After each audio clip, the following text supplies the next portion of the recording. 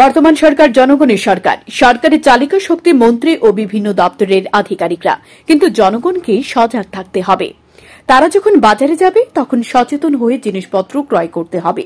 মঙ্গলবার রবীন্দ্র শতবার্ষিকী ভবনে ভোক্তা সচেতনমূলক আলোচনা চক্র ও ওপেন কুইজ প্রতিযোগিতায় বক্তব্য রেখে একথা বলেন মন্ত্রী সুশান্ত চৌধুরী।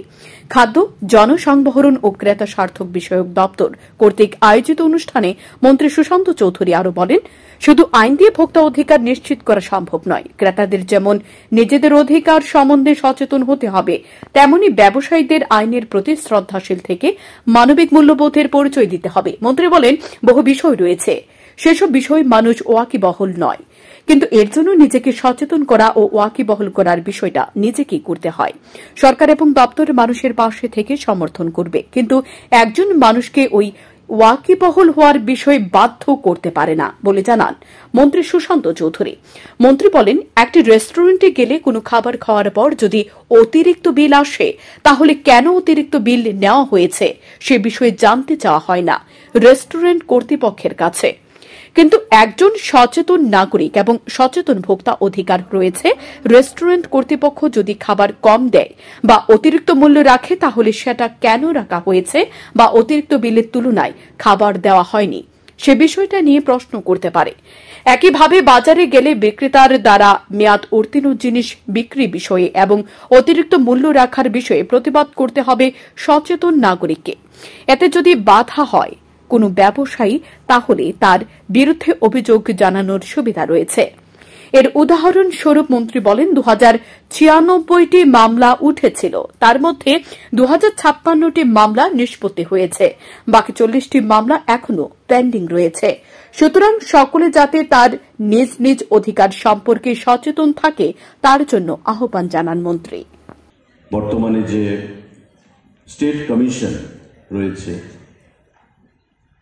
যার প্রেসিডেন্ট হিসেবে রয়েছেন জাস্টিস অরিন্দম লোধ, এবং মিস্টার লোধ ওনার বক্তব্যে বলেছেন যে 4টা ডিস্ট্রিক্টে আমাদের রয়েছে, বাকি 4টা ডিস্ট্রিক্ট এখনো আমরা করে উঠতে পারিনি। কারণ এটা এমন নয় যে আমি যে কোনো একজনকে ইচ্ছা মতন নিযুক্তি দিয়ে দেব।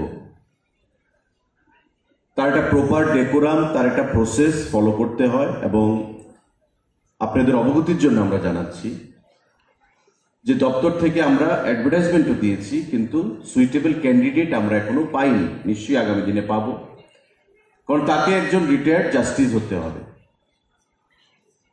তার বাইরে আইনি দিক থেকে যারা মেম্বাররা থাকবেন, সমাজের বিভিন্ন পেশার এস্টাবলিশ যারা ব্যক্তিরা রয়েছেন, তাদেরকে থাকতে হবে।